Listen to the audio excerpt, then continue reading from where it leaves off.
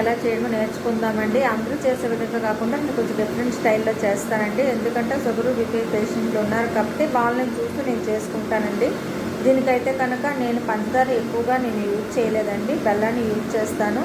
కానీ ఇప్పుడు అయితే కనుక పాల తాలికలకి పంచదార అవసరము కాబట్టి నేను పంచదారను ఎలా యూజ్ చేసినా మీరు ఒకసారి చూడండి. దీనికి గోధుమ నూకనే వాడానండి. దీనికి ముందుగా నేను ఒక కొబ్బరి చెక్క ఒకటి తీసుకున్నానండి. దాన్ని ముక్కలుగా తరిగి దాన్ని మిక్సీ చేసి ముద్దగా చేసుకున్నాను.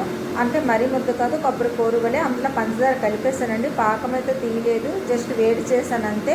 వేరొక పాత్రలో కొద్దిగా నీళ్ళు వేసుకొని 1-2 గ్లాసులు చొప్పున గోధుమ నూక నీళ్ళు, అంటే ఒక గ్లాసు గోధుమ నూక 2 గ్లాసులు నీళ్ళలాగా కొద్దిగా ముందు నెయ్యి అయితే వేసాను, ఫ్లేవర్ బాగా వస్తుందని.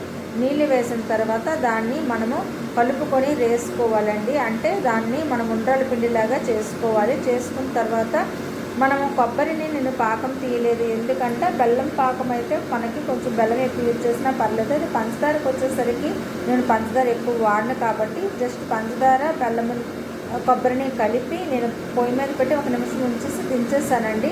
కాకపోతే ఎక్కువ రోజులు అయితే నిల్వ ఉండవండి, ఫ్రిడ్జ్లో పెట్టుకుంటే ఉంటాయండి. నేను చూడండి మనకు వీడియోలో చూపిన విధంగా నేను గోధుమ నూకని 1-2 గ్లాసులు నీళ్ళు చొప్పున వేసేసి నేను కలుపుకున్నానండి. అట్లే అంటే మనకి ఉండ్రాల పిండి కలుపుకునేటట్టు కలుపుకున్నానండి. దీనికి ఎక్కువగా చెక్కవి యూజ్ చేసుకుంటే మనకు బాగా వస్తుంది.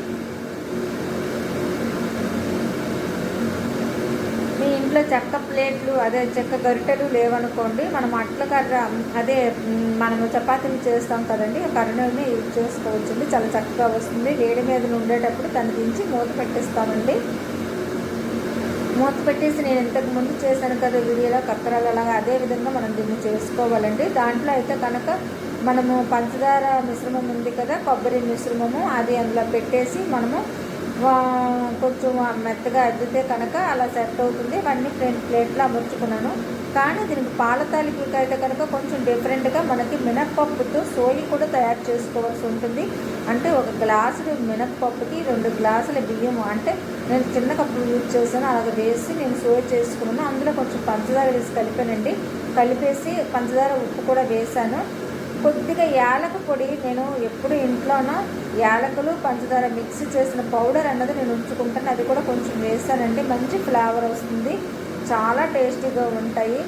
అయితే నేను అందులో వేసేసి తర్వాత ఈ పాలతరకలు అద్దె పెట్టుకున్నాను కదండి గోధుమ నూక మిశ్రమము, దాన్ని